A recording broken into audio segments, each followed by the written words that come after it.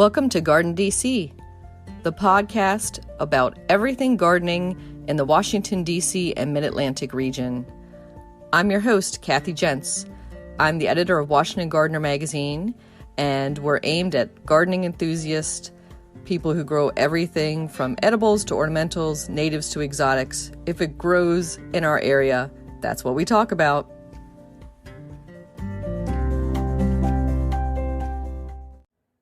Welcome to episode 156. In this episode, we chat with Sam Droege, a wildlife biologist at the U.S. Geological Survey, all about gardening for native and specialist bees. The plant profile is on Bronze Fennel, and we share what's going on in the garden, as well as some upcoming local gardening events in the What's New segment.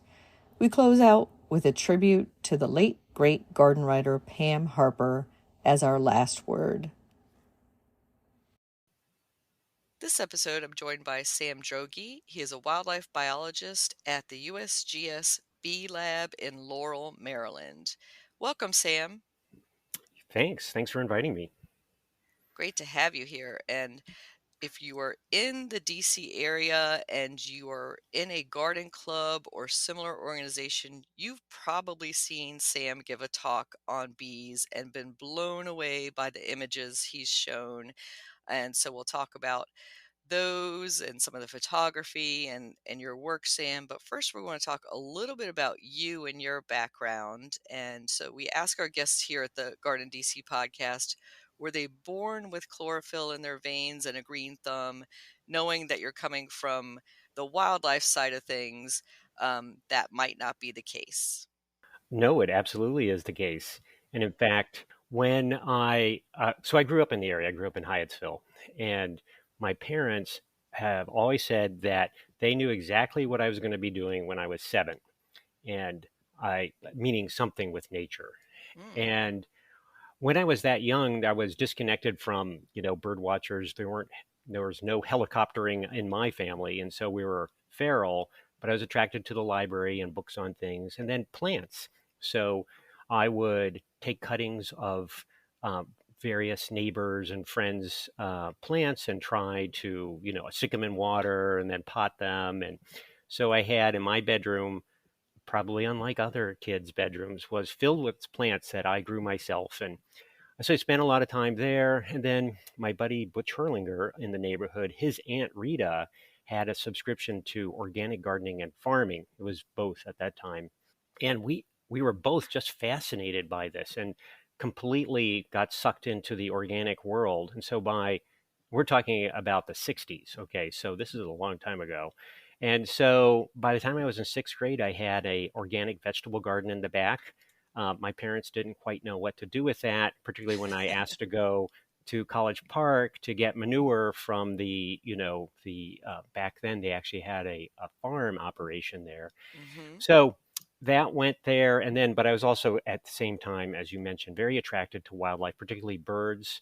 I didn't have any models. It's a long story, but eventually I got connected to the Maryland Ornithological Society, so the local bird watching clubs. And that was it. I spent almost all my time in the woods, and I would skip school, not to drink under the bleachers like everyone else probably, but maybe not. Maybe I shouldn't say that. But anyway, I would go skip school and go bird watching.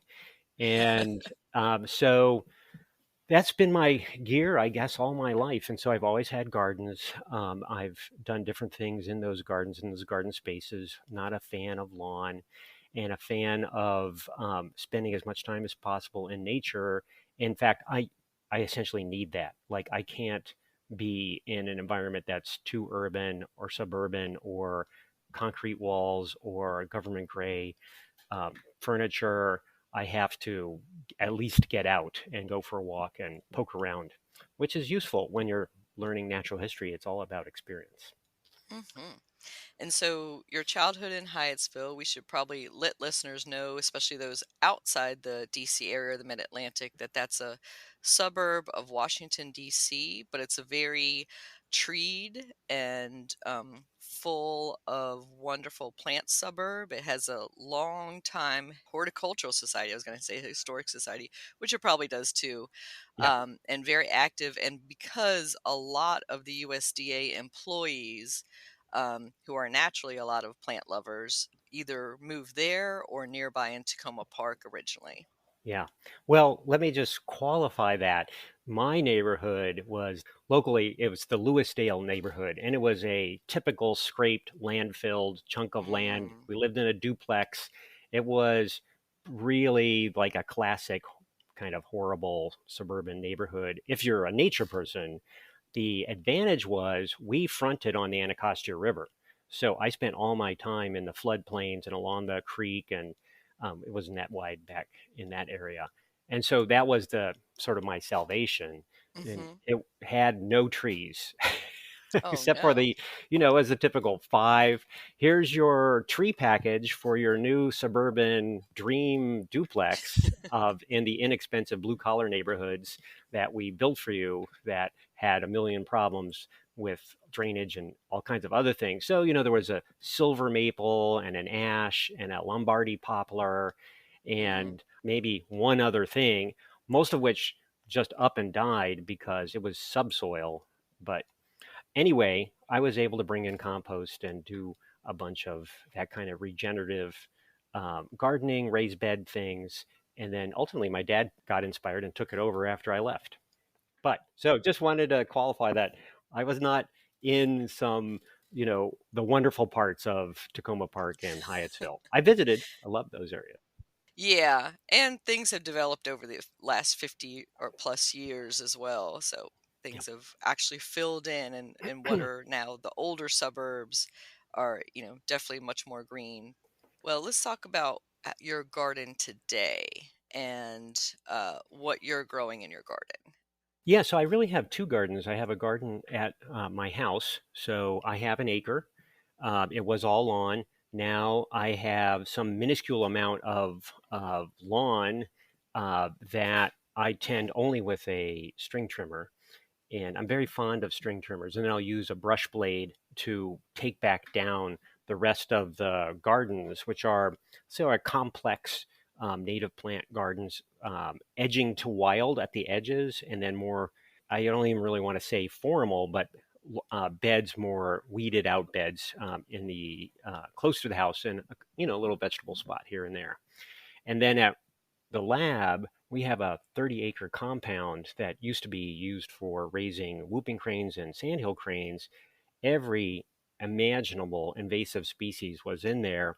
And we need to grow and have a complex of hoop houses, two, as a matter of fact, soon three, to raise native plants that are very difficult to find in the wild so that we can do bee plant interactions and study them there. So we also are confronted by what many gardeners have, which is I have some kind of rough, non ready to go um, planting area in weeds and invasive species in our case. And I have to flip that and make it into something that for us is mostly research, but still has to have the same kind of parameters.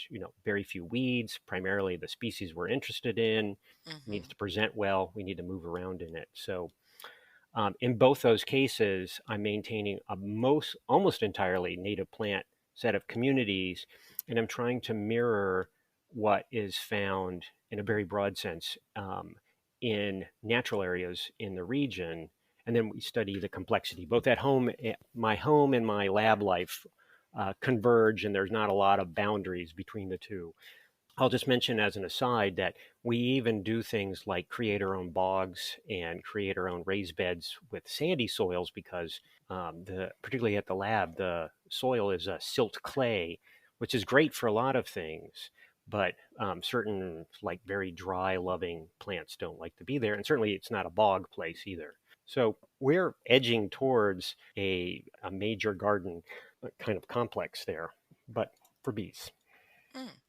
And so, how are you eliminating those invasives and switching those over for the home gardeners? I'm sure they would like some tips. Oh, yeah. We have a whole methodology. So I'm sure parts of this have been covered. Let's say I have lawn, which is the easiest thing to flip, but we'll do about the same thing if I have a brush hogged, annually kind of complex of invasive shrubs and vines and who knows what else. Poison ivy is one of our major growing plants in the area. Native, actually a pollinator plant, but usually not something we want to see in the gardens. So let's back up. We're not using any chemical control here, and we're not Mhm. using any mechanical control in the terms of like I'm not flaming them out or anything. What we do is chips. So we take arborist chips, which people know probably about chip drop, but we also have some relationships with some of the local arborist companies to drop chips off. And so the pattern is pretty much the same. Any area, let's say it's lawn, 8 to 12 inches of chips get dropped and spread over the section that we want to flip. We don't put down cardboard. We don't cut the grass. We don't rototill the area.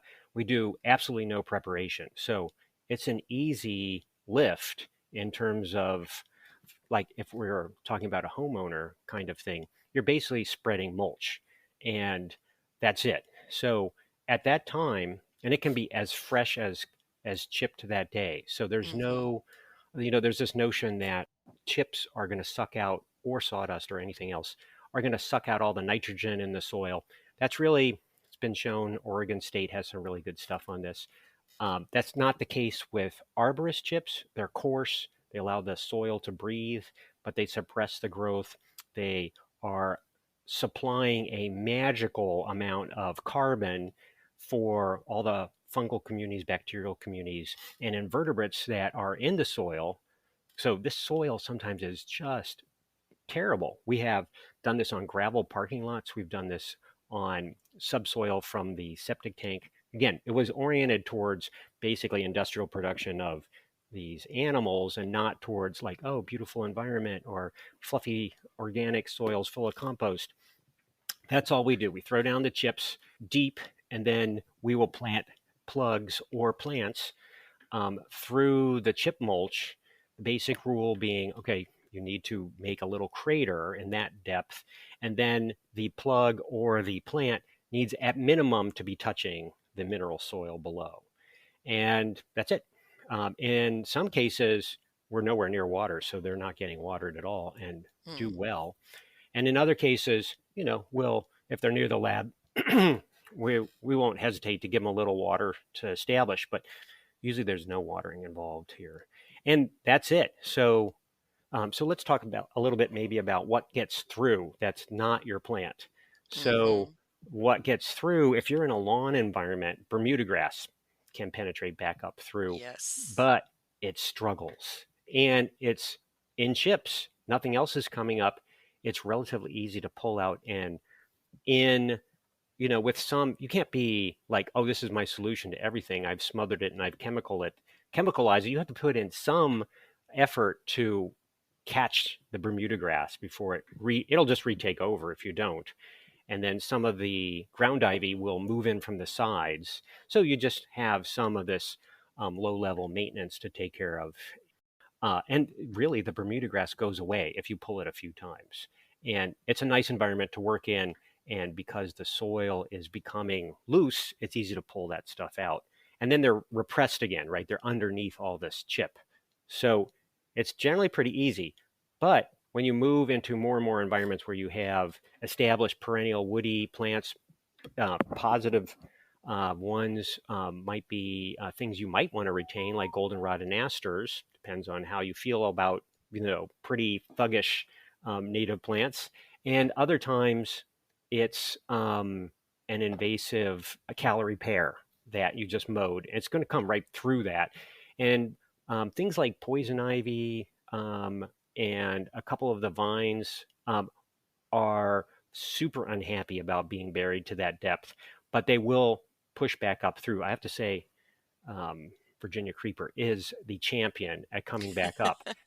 But you keep at pulling them or chopping them Mhm. out. We do different things, and you can take care of them if you want to in those environments. The better thing is to rototill the whole thing if you have Mm. access to that, or you want to go to that trouble. But literally, in lots of our cases, we just bury everything Hmm. and then deal with what comes up.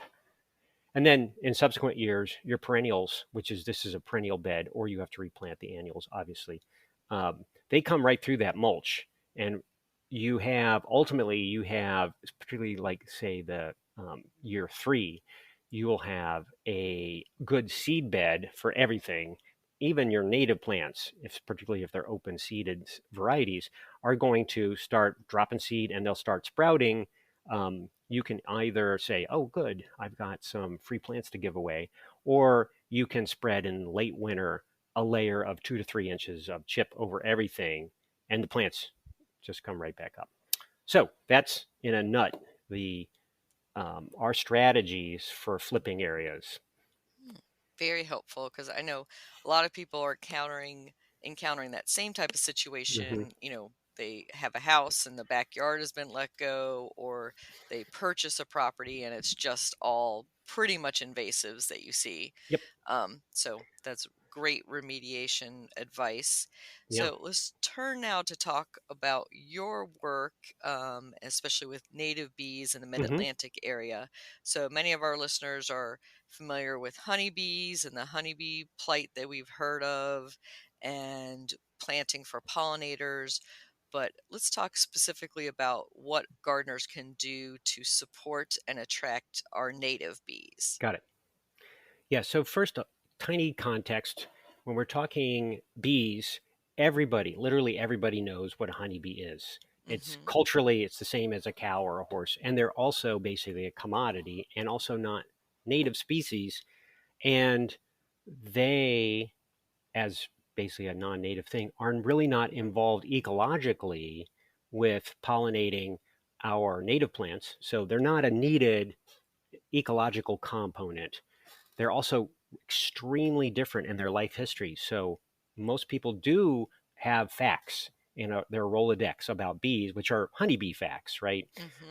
Hmm. Honey, waxy comb, multi-year queens, swarms, barb stings, allergic reactions, etc. None of that occurs in the native species. So it's easiest to say now you have to probably forget most of your bee facts because the wild bees are extremely different and very varied. Okay, so they've been here 150 million years.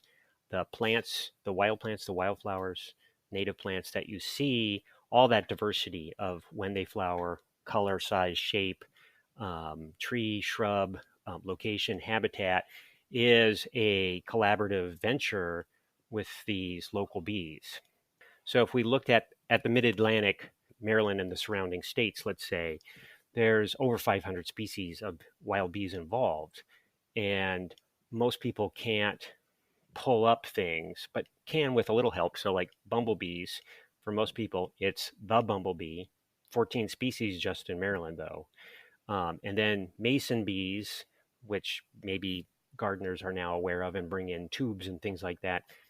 There's 25 different species of those. And on down this list to if you go out in your garden right now and you look at almost any plant, so some of the non-native plants do attract bees, and we can talk about that. But you will see very small bees. Well, you might not even recognize them as bees. They're size of the grain of rice or smaller, and they're doing much of the pollination. Hmm. They are incredibly abundant. Most of them, and also most of the native bees in general, are solitary moms, right? So they are making, each female is making it her own nest, and they don't defend that nest. Many of them, their sting can't penetrate even our skin, and they certainly don't defend flowers. Neither do honeybees. So all of this leads to, and they're not producing honey and all the wonderful things that honeybees do, leads to a culture of we don't need to know anything about these things. They're just a given. I can't even see them. They're not like butterflies where they're big and beautiful, which I think they are, but at a very small level. Um, and so we just, there's no reason for us to know much. And even from an agricultural point of view, pollination of crops used to essentially just be a gimme, right? Things happen. You had honeybees in your orchard, or maybe you didn't. and you still got as much pollination as you needed. We had a crisis with honeybees in terms of a set of introduced pathogens caused some of these managed populations to crash. We know how to deal with that now, okay, as an industry. But people, because of their limited understanding of what bees are and whether they're what these native bees are doing, those are all honeybee issues. So the problems that made the newspaper were issues surrounding honeybees, which had almost no translation to the wild bees. So the wild bees were Mm. still doing their merry way. But it got people thinking, like, oh, what if all the honeybees disappear? All our crops are doomed. Actually, that's also not the case. It turns out, now that people are looking a little bit more, that a lot of our native species, like, wow, apples, we're into that, because we have native crabs, and apples are a generalist pollination strategy, and which means that we call them party plants. So cherry, all the rosaceous things, Yeah. blackberry, cherry, on down this long list, Juneberry. They basically bloom for a short period of time, tons of pollen and nectar, easy access flowers, just like a child would draw, and no, not much in the way of additional secondary compounds or poisons to keep out their not friends, because the idea Hmm. is attract as many things as possible. So that worked for native bees and for non-natives. And so much of our fruit and vegetable crops are fine with or without honeybees. So wow, if we move to, okay, well, why all these species of honeybees? I mean, of native bees. What we find is that many of our native bee species are not generalists, like a honeybee is a generalist. It has to use a lot of species across an entire growing season. And in the native bee world, many of these native bees are out for only like a 7 week window. And they're not very common because about 40% of the native pollen carrying bees are highly specialized. So I use things like prickly pear, willow, something as surprising as pickerelweed. It can be wetland, it can be upland, it can be trees, it can be not trees. Chestnut had a specialist bee, for example. So, Mm. so specialized that if you, for example, remove chestnut, which by the way happened because of the diseases of chestnut, then they disappear. But chestnut, interesting example. The chinkapin, which is the same genus and basically is just a stumpy little chestnut, remained, had problems, but you can still find them, and that retained the specialist bee. And now we find that when we grow back chestnut, American chestnut, not Chinese chestnut, or one of the others, we uh, there's that bee. It's still there. Bees are really good at dispersing, and that's a big advantage if we want to come back to gardening and gardeners. You can make a big difference, right? Depends on what you plant as to what you're helping because of all the specialization going on out there. But it's a little confusing because, let's take Buddleia, right? Great, butterfly bush, great plant, has butterflies all over it. And you can look on there and go like, darn it, there are lots of bees on there. This must be a good pollinator plant. And you Hmm. see a lot of that kind of approach to any kind of plant that has a bee on it is considered to be good. Well, we're now kind of at phase two here in trying to help bees. So the analog, because it's difficult because people don't have an inherent understanding of our wild bees, is the analog is a good one with birds. So I have a lot of land. It's in the woods. I come in and I do what everyone does. I scrape everything off. I put in lawn. I build a house, and then I put in a bird feeder. Right? I get birds. I get so many birds at that bird feeder that the density of birds in my yard is higher than in the surrounding woods. But it's crows and sparrows and pigeons and starlings, not birds that need our help. The birds that need our help are gone because you remove that woods. Scarlet tanagers, Kentucky warblers, huge list of things that would never be in a lawn-oriented, primarily non-native lawn. And so the same thing would be true of our non-native but flowering and attractive to pollinator plants. There are pollinators all over there, but those are the crow and sparrow bees of the bee world, of the native bee world. And many of them are just honeybees. And because there are a set of bees that are tolerant of urban conditions, and because they're also out all year long, just like the honeybee, they're like, you know what, we have to use lots of different kinds of plants. We can't be picky. And an invasive plant is just another one of a long supply chain of different pollen and nectar sources for them. Most of the time, much of the time, it's really a nectar source. It's like you are building a system on 7-Elevens rather than, I don't know, Four Seasons or something. Yeah, maybe more like Whole Foods, Yeah, yeah. like a Whole Food store or something. Yeah. So that's sort of a nutshell. There's so much complexity. So each bee species, each one of these wild bee species has its own story, like the honeybee, but they're so different, and they're so different from each other. But it all comes back, if you want to save wild bees, you plant native plants of a variety of kinds. If you want, I can go through the a simple planning thing, Hmm. right? Because it's like, oh my God, that's too many variables. It's so technical, which it is right Hmm. now, because who even knows the names of these wild bees? I do, but I like, that's my world. But the Exactly. average person is like, yes, I want to help bees, but I don't have time to get into the weeds, and then I don't know how to make a decision. There's so Hmm. many plants involved in things like that. So here's the a general set of rules. One, plant native plants, right? And straight natives, I'll say too. So you probably know some of the controversies there, but basically, if it's a plant, native or not, that has gone into production by a nursery company or plant grower, you don't ever get more pollen and nectar. You either have about the same or less. Now, Cuba, great trials that look into these kinds of things, because a plant grower doesn't ask the plant to produce more pollen and nectar and help bees out. It wants shorter stature, longer season, bigger blooms, different colors, more sepals, whatever it might be. All of that is not necessarily going to attract any more bees or help them, because the bees ultimately need pollen and nectar.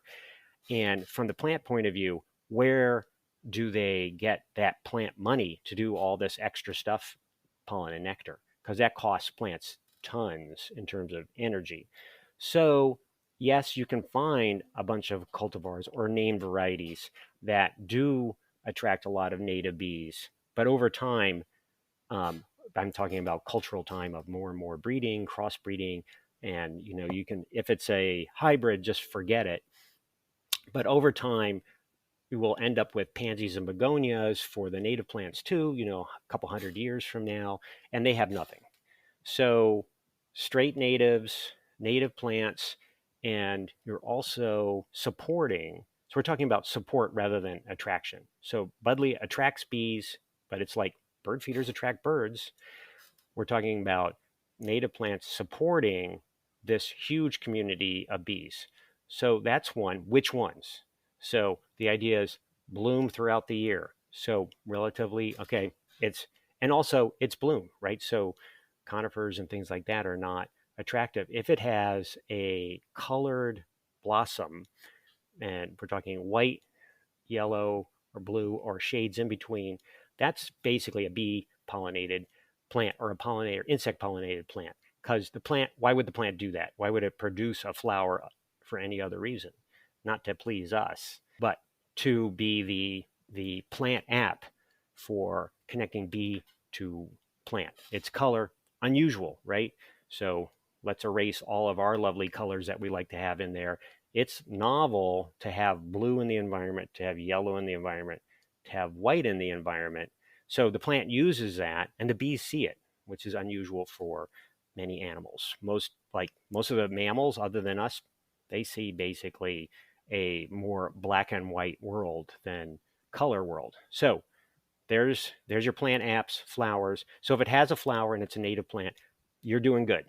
Hmm. If it blooms throughout the year, now you've provided a whole series of floral communities, and that's going to be good because some bees are out early in the spring, some mid-spring, some late spring, some early summer, some midsummer, and so forth, to the fall, tracking different sets of plants, sometimes one species of plant.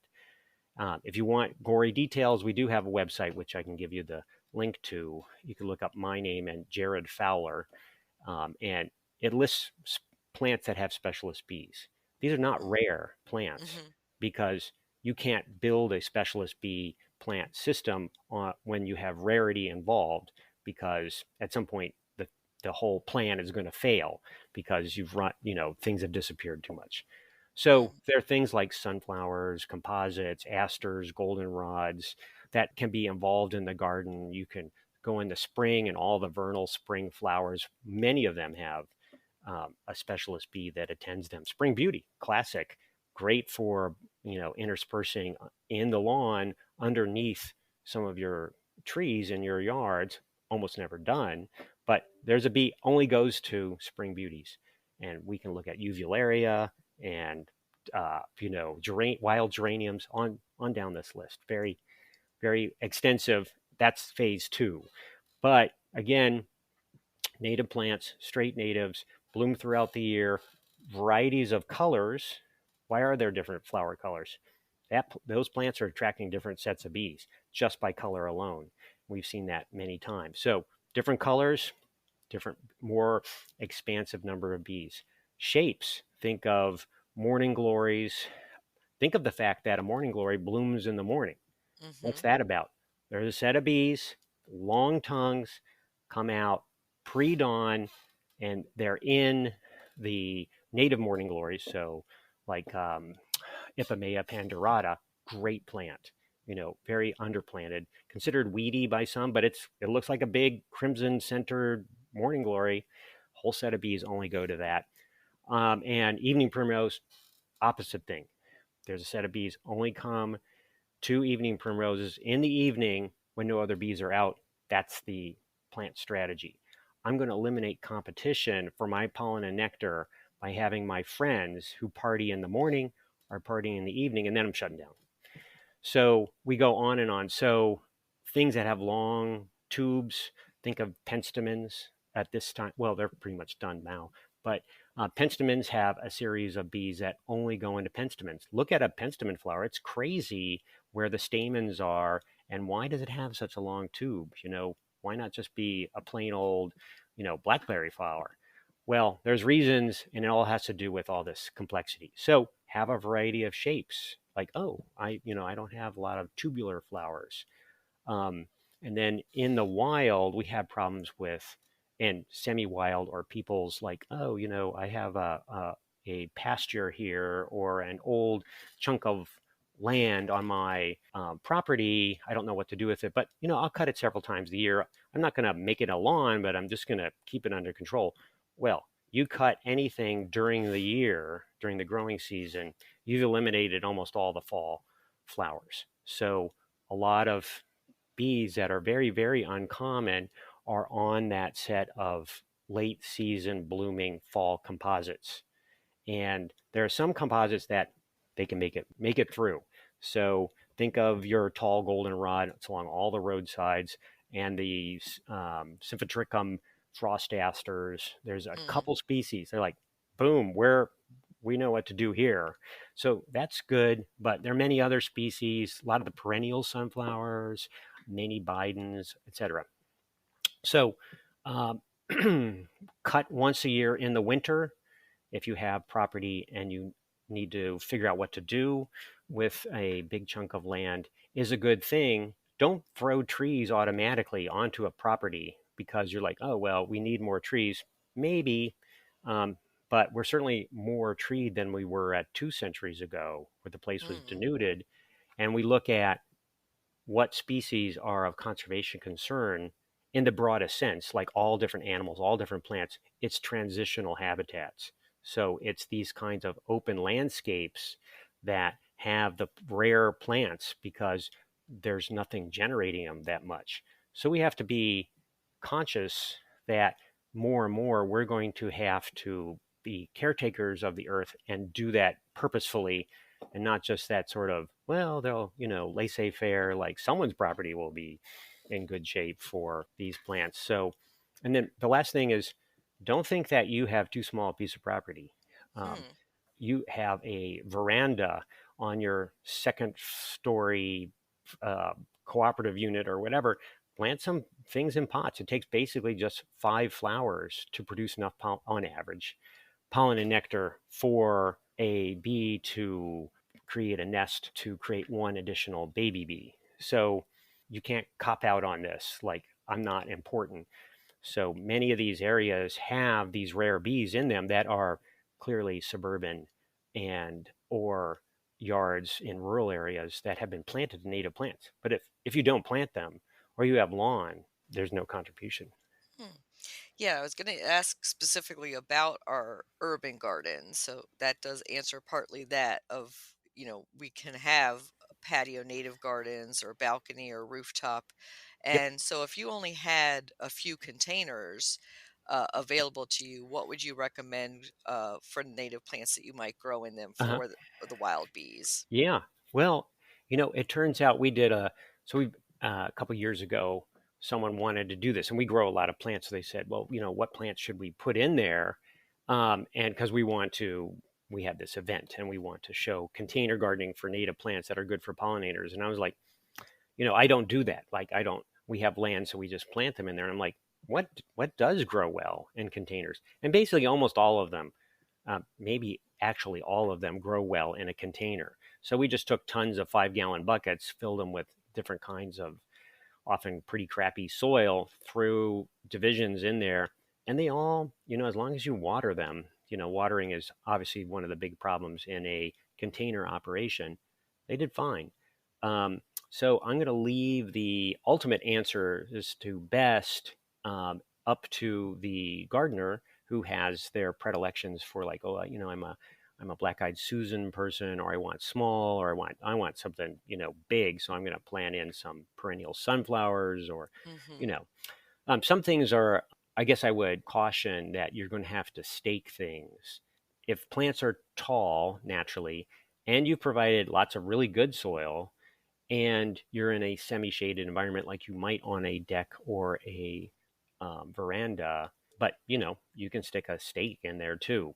But Hmm. that if you're a minimalist on your things, then look for the more like penstemons are a great plant for Hmm. that, and you can after they're done, I like the seed heads, but you can lop the seed heads off, and you have a nice green plant there through the winter even. So there's many things, and I just urge people to experiment. I also urge people to try things that aren't necessarily in the top tier of we always use black-eyed Susans because that's all we know of these native plants. So regionally, well, anywhere really, you'll be able to find native plant societies, native plant growers, nurseries, etc., with a much wider palette of available native plants to plant. And people are busy, so yes, you can go to the big box store and pick up a lot of things, but most of those are named varieties, and they're basically just clones. So no genetic variation whatsoever, unlikely to help repopulate the area. Maybe or maybe not be good for your bees. So the more you can purchase your plants and work with the local growers who are almost all going to be open seeded, the better. And you certainly can go down the route like we have too, which is growing your own seeds and growing your own plants from things you collect in the wild and all that. But that is effort. Hmm. Yeah, and on the container plant ideas, I've been experimenting with mountain mint and blue lobelia, both straight Mm-hmm. species in containers, large containers, of Yeah. course, not like Right. 8 inch or smaller. And I have to report that they're doing wonderfully Yeah.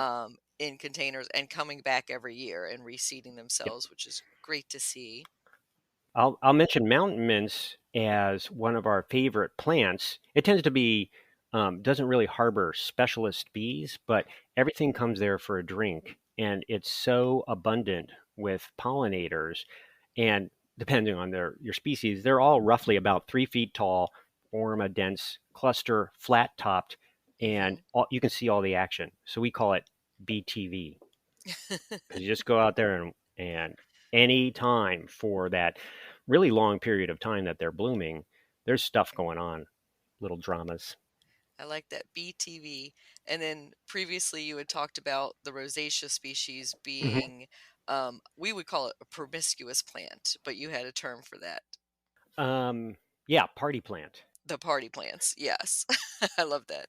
So we can look at the composites, which are sort of the Hmm. opposite, many of the composites, but maybe most. So with the composites, if you do analysis of the bees that come to them, many are highly specialized. Like we Hmm. only do composites. So if you dive into the pollen and nectar of composites, you find a couple things. Both of them are laced with chemical secondary compounds that are repellents and outright poisons.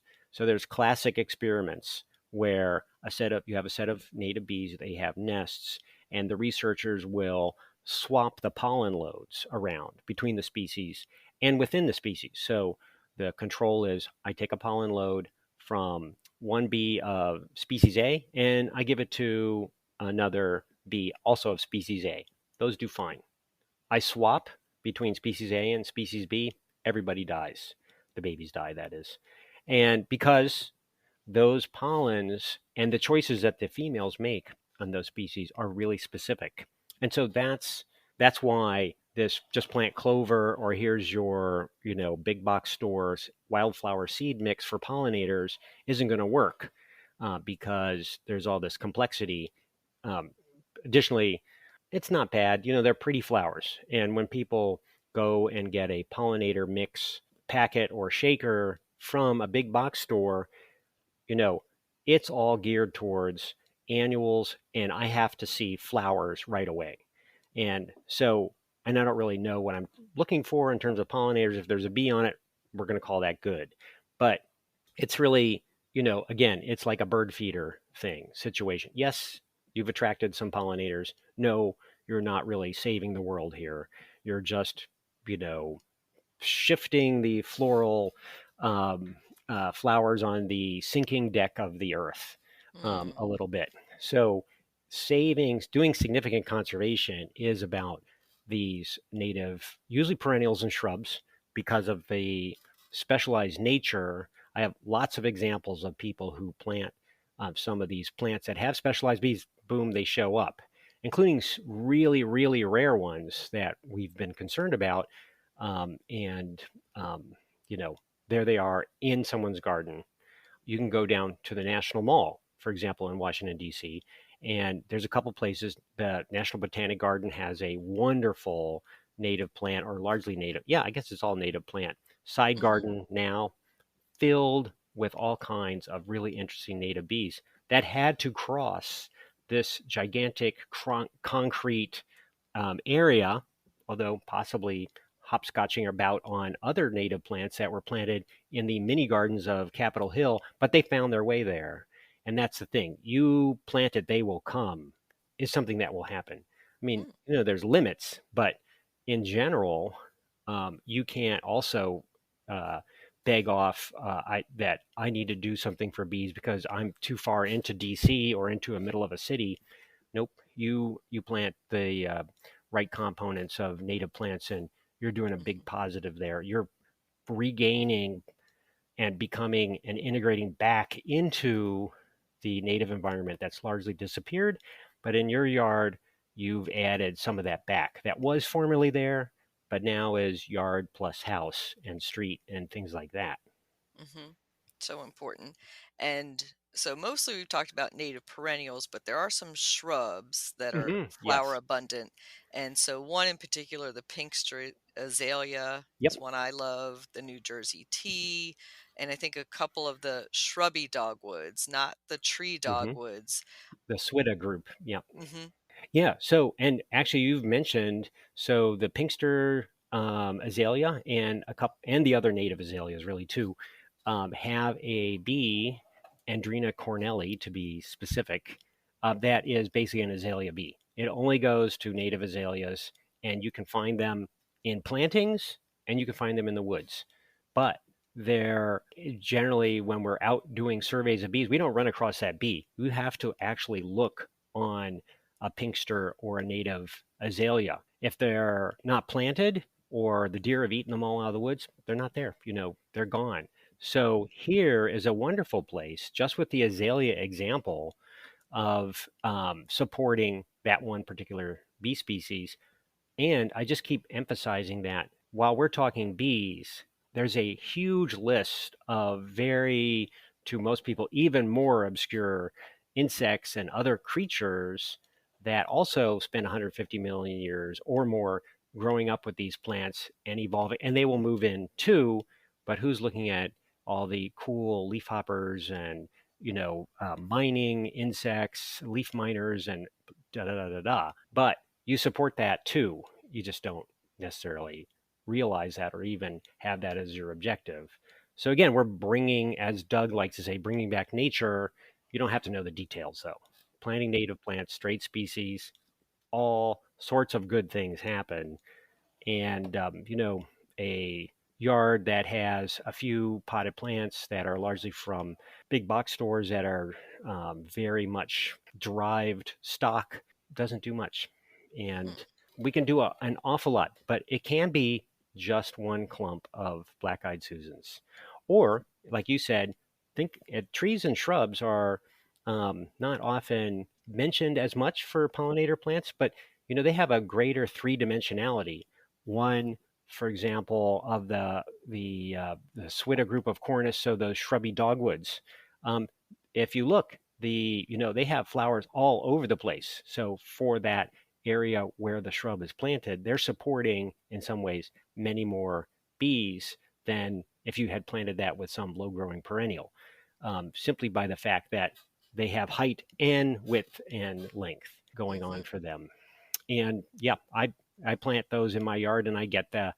They also have actually they have 3 or 4 different species that only go to them. I get them in my yard too, as along with many other very uncommon and rare bees end up in my landscape because I really got a load of it's an acre of all sorts of native plants, and I also catch and look at them. So um, I know more than most people would.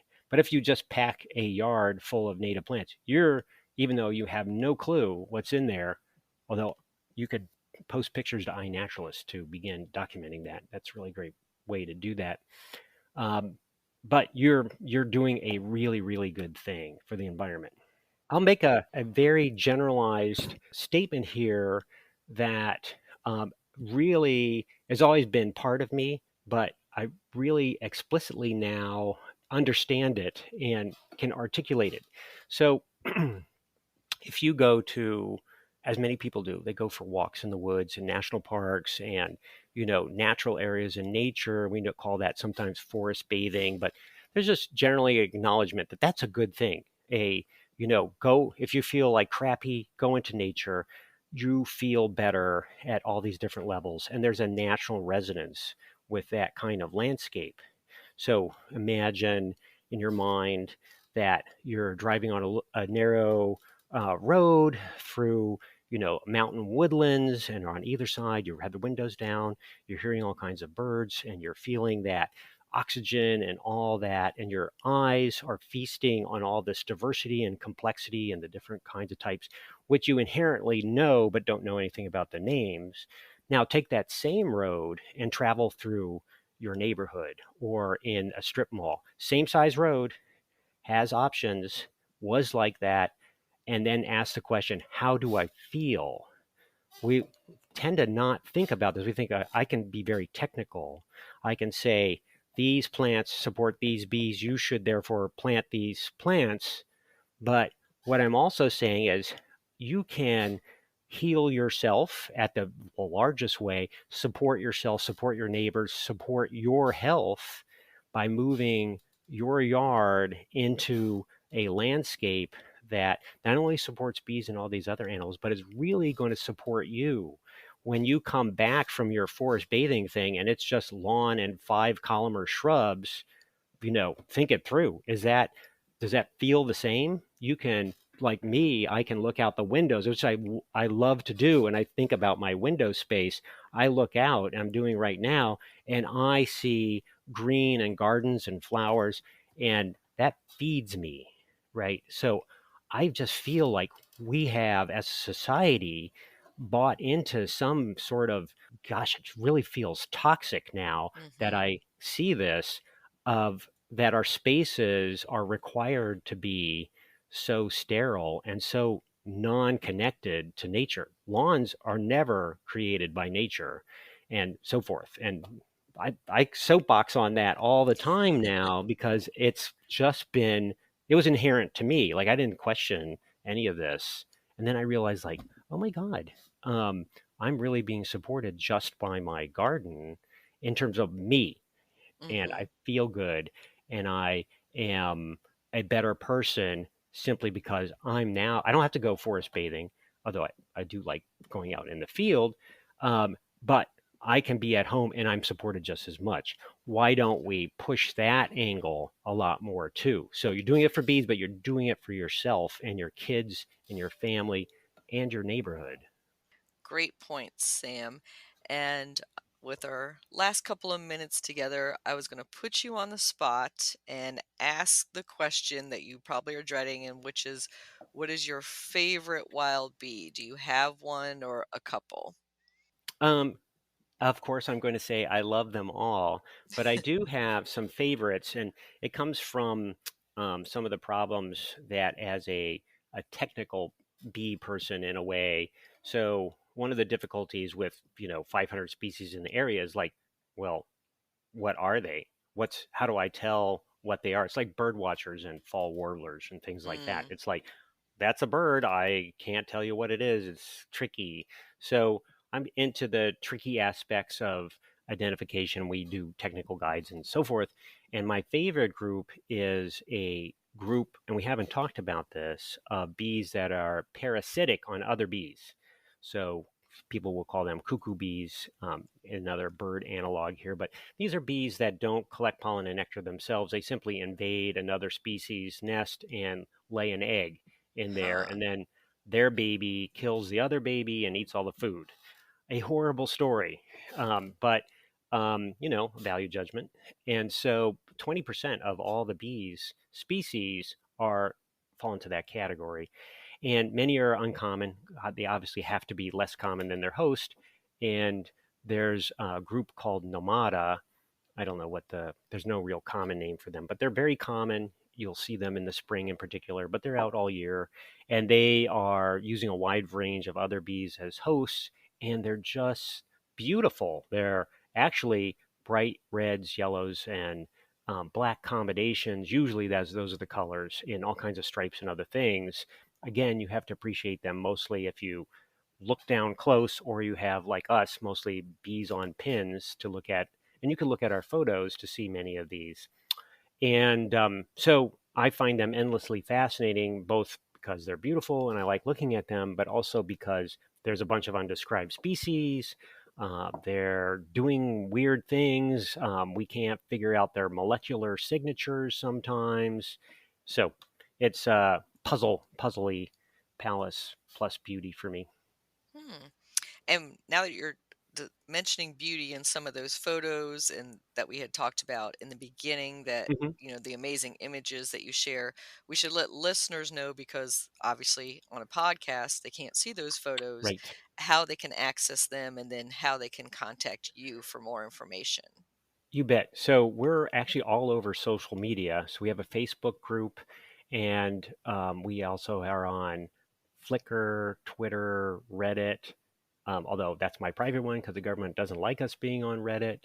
Instagram is a big one, and Tumblr even. And what we're doing is we're showcasing our pictures and telling stories about them, among other things. So the picture, and all of those are tied to our, I don't know what they call these things, our handle, I guess. So the at Hmm. sign, and then these 8 letters: USGS, so US Geological Survey; BIML, so BIML, and that stands for Bee Inventory and Monitoring Lab, actually our older name. And you can also just look up my last name and a lot of these things because it's a relatively unusual name, and bees or USGS, and you'll run into these things. All the Flickr stuff is where we keep our highest res pictures, and they're all absolutely public domain. Don't even bother asking us about whether you can use them or not, because we're always going to say yes, and we have, limited time. So we just take them. We weirdly, because they are so readily available, everyone scrapes them, and so we see these pictures in the weirdest places. So all over the world. One I saw recently was a Walmart product that had one of our rare, Trioepilus parasitic bees, very beautiful one, as a cover for a cell phone cover. And yoga pants, I've seen yoga pants with these pictures on them. It's crazy. Anyway, people can do whatever they want. You can resell them, you can modify them, blow them up. They're designed to be super high res, and I've seen them 10 feet tall, and they look good. So, Wow. And we will include those links in our show notes. And for people wanting to contact Sam directly, we'll have that website and everything in there as well. yeah, just my email is the best way to, social media allows you to get contacted, but a lot of times I'm not on social media. We're just putting things on it. So, best is to email me. Great. And any final thoughts for home gardeners in the Mid Atlantic, or even those of our listeners who are worldwide, on supporting wild bee populations? I guess I'll just basically reiterate some of the main points there, which is that by shifting your landscape from lawn, from plants that are, highly derived, the typical foundation plants and things, to a largely native plant, or at least even partially native plant environment, you are doing the local environment and the world a huge favor. And it's within your ability to make these changes and to make a local difference. You're not going to bring back wolves or bison into your area. Native bees, you can. And um, I, I guess my last point is a little bit snarky, which is that when I'm riding around or I'm visiting someone and I see that they have a property that's more than 50% lawn, you know, I'm like, this person doesn't care about the earth. So there you go.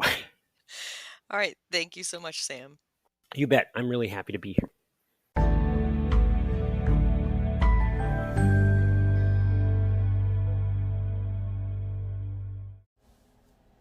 Bronze Fennel Plant Profile.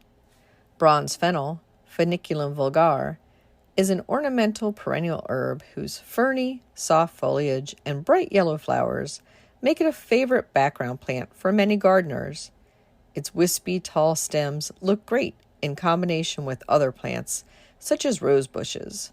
The cultivar Purpureum is especially attractive, with a darker, smoky plum coloring to its foliage. Planted in full sun, and it will grow up to 6 feet high. It does not need staking or fertilizing. It is hardy to USDA zones 5 to 9 and is native to the Mediterranean and Southwest Asia. It's not the kind of fennel that produces a large edible bulb at its base. Instead, it looks and grows more similarly to dill or anise. Bronze fennel is also a great addition to the pollinator garden. The flowers attract many kinds of bees and hoverflies.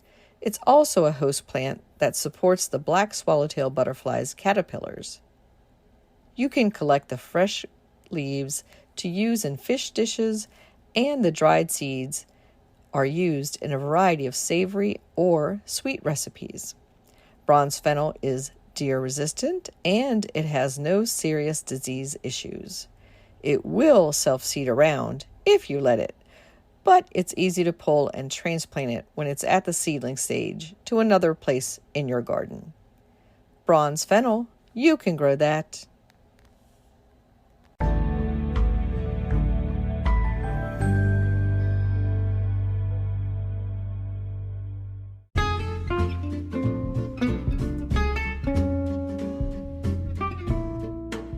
What's new in the garden this week? Well, my cup flower, that's CUP flower, is starting to bloom, and that seems a little on the early side to me. Meanwhile, my Vitex tree is just starting to form buds on it, and that seems a little late to me. So, can never predict from year to year. Over at the community garden plot, our zucchini, tomatoes, and peppers are humming along, as well as our cut flower garden. And in local gardening events, a few things you might want to attend include a reminder about our garden photo show opening reception on Sunday, July 30th from 2 to 3:30 p.m. at the Meadowlark Gardens in Vienna, Virginia in the Visitor Center lobby. You all are welcome and free to join us for that. And then the photo show runs in the lobby through August 30th. Then we have the Montgomery County Agricultural Fair for August 11th through 19th, and that's Montgomery County, Maryland. You can enter your flowers and vegetables in competition on the Friday and Saturday of the first weekend of the fair, and that's August 11th and 12th. Over at Ladew Topiary Gardens in Moncton, Maryland, they are having a Come Inside, a manor house open house on Friday, July 28th or August 25th between 11 a.m. to 3 p.m. Guests at Ladew can stroll through the 18th century home at no additional cost. The house is filled with English antiques and fox hunting memorabilia, and the Oval Library is listed as one of the most beautiful rooms in America. So something inside to see at Ladew.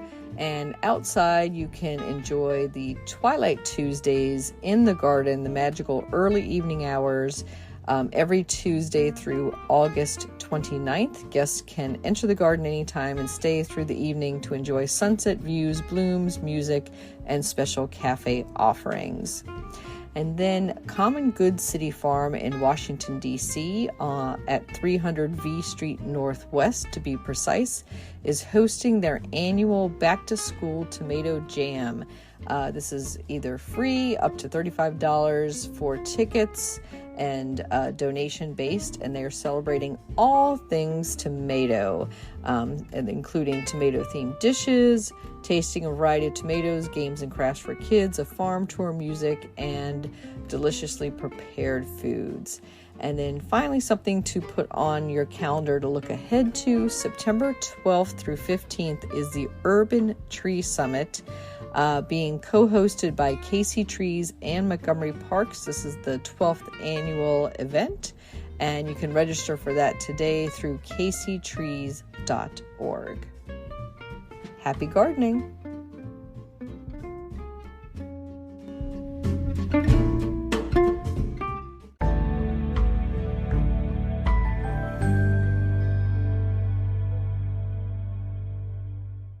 In the new book, The Urban Garden by Kathy Jentz and Terry Spate, you'll find dozens of inspiring and creative ways to grow flowers, shrubs, vegetables, herbs, and other plants in small spaces and with a limited budget. Whether you want to grow on a balcony, rooftop, front stoop, or a tiny urban patio, turn your growing dreams into reality and build a gorgeous and unique garden that showcases your personal style while still being functional and productive. With the ingenious ideas and resourceful tactics found here, you'll be maximizing yields and beauty from every square inch of your space while also making a lush outdoor living area you'll crave spending time in. Whether you're growing edible plants or beautiful flowers, the 101 amazing growing ideas found in the Urban Garden will turn your tiny urban yard into a treasure trove of green you'll be proud to share with family and friends. Buy your copy today at your local retail bookseller or order it online now at Amazon.com or bookshop.org.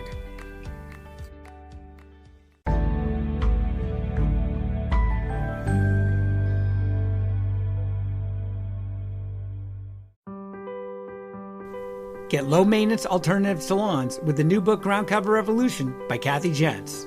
Reducing the lawn is among the biggest trends in homeownership, with an endless stream of homeowners looking for an eco-friendly alternative to a traditional everyday grass lawn. In the last 3 years alone, over 23 million American adults converted part of the lawn to a natural landscape, and now are looking to do even more. The biggest challenge to adopting this new ideal of the perfect lawn is knowing how and when to replace your turf and which plants are the best ones for the job.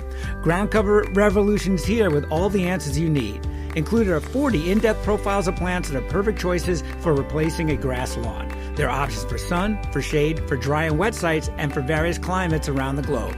There are choices that bloom, options that are evergreen, and selections that are deer resistant. Author Jentz has also included an incredibly useful chart that gives you all the details on each of the 40 choices for quick reference and to make your ground cover selection process even easier. Whether you want to replace the entire lawn or just reduce the amount of land dedicated to turf, Ground Cover Revolution will help you usher in a new and improved idea of what a beautiful lawn should be. Available at bookstores now and also at Quarto.com, where you can get 30% off using discount code GARDENING30.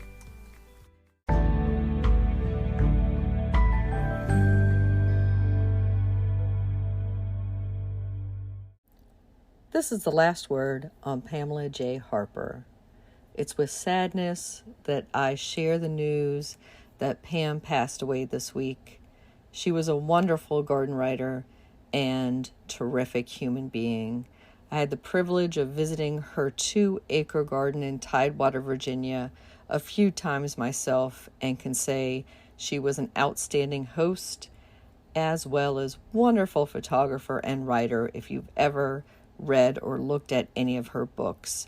I also had the privilege of attending one of her talks and can say she was a plantswoman extraordinaire. I knew from the time I saw the cover of Time-Tested Plants 30 Years in a 4-Season Garden that she and I were kindred souls. She's carrying one of her garden cats in her arms on the cover photo. If you haven't read a Pam Harper book, this is your chance and your reminder to do so.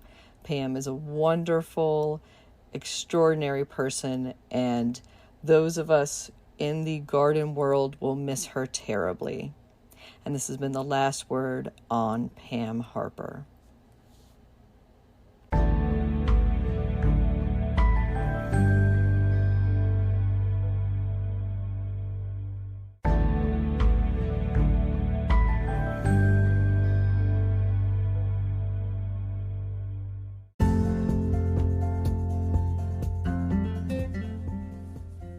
Thank you for listening to GardenDC. You can become a listener supporter for as little as 99 cents a month by going to anchor.fm/GardenDC/support. Another way to support this podcast is to subscribe to our monthly digital publication, Washington Gardener Magazine. To do so, go to WashingtonGardener.com. Thank you.